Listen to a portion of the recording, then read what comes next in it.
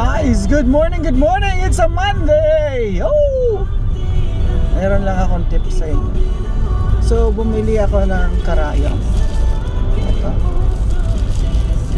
14. Pang makina. Flat. So, bumili ako 30 pieces. Sabi nung nagtitinda, hindi na pwedeng ibalik pag nagkamali ka. Kakatakot, no? Pero iniisip ko kung sa DTI ay pwedeng ibalik yung nabili mo within 1 week basta hindi damage. I mean manufacturer's defects or kung may warranty. So inisip ko yung mga karayom na to pangtahi. Diba naalala sa previous video ko nagtahi ako, naputol yung karayom. Sabi niya pag mali yung nabili, hindi na pwedeng ibalik. Okay na rin. Hindi rin pwede. Ang hindi ko okay, yung hindi rin pwedeng palitan ng ibang karayom. Halimbawa, mali yung karayom.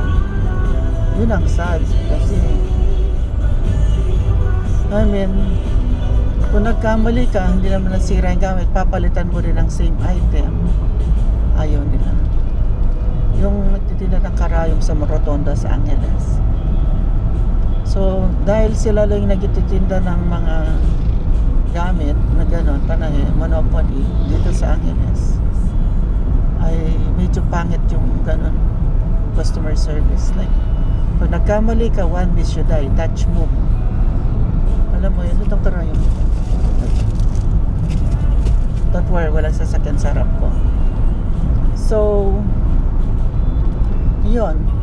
Pero wala akong choice kasi sila lang nagtitinda ng ganon.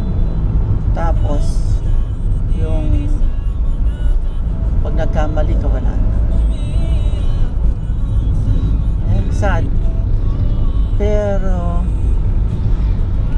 thank goodness hindi yun yung golden rule. Meron rule na hindi ganon, one miss you die. Yun ang rule ng Diyos. John 3:16, for God so loved the world that He gave His only begotten Son, that whosoever believeth in Him should not perish but have everlasting life. So kahit nagkamali tayo, ay meron pa rin tayong pag-asa sa Diyos. Pero meron din rule ang Diyos, nasa Hebrews, I forgot the exact verse, I think it's, just Google it. Sabi doon, pag paulit-ulit kang nagkakasala, pinapako mo ulit yung Diyos sa cross. Jesus to the cross. And there will be no more,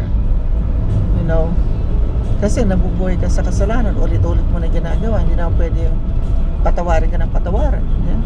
Parang yung tao, ang hirap patawarin yung taong laging kang sinasaktan. Lagi kang inuutangan tapos hindi nagbabayad. O kaya sinasadya niyang manloko yung history niya. So, syempre, iiwasan mo yung mga taong ganon. You can forgive them but you will stay away from them and not give them a chance to do it again. So, ganon lang yun.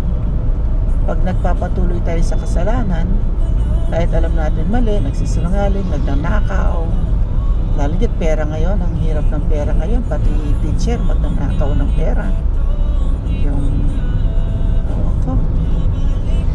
So hindi ka mapapatawad ka ng Diyos pero hindi ka okay ang langit kasi aabutan ka ng kamatayan mo, nabubuhay ka sa kasalanan.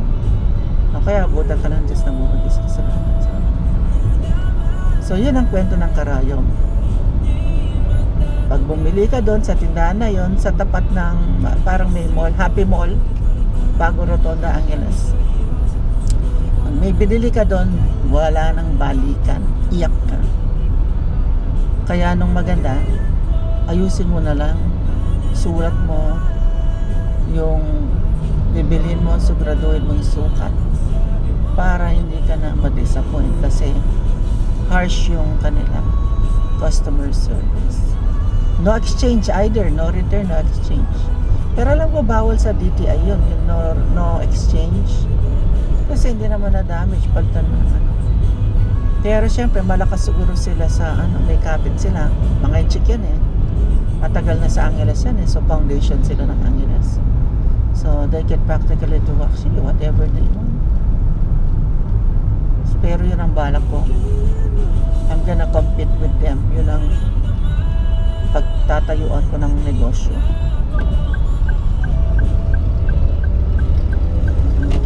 I'm gonna provide better service.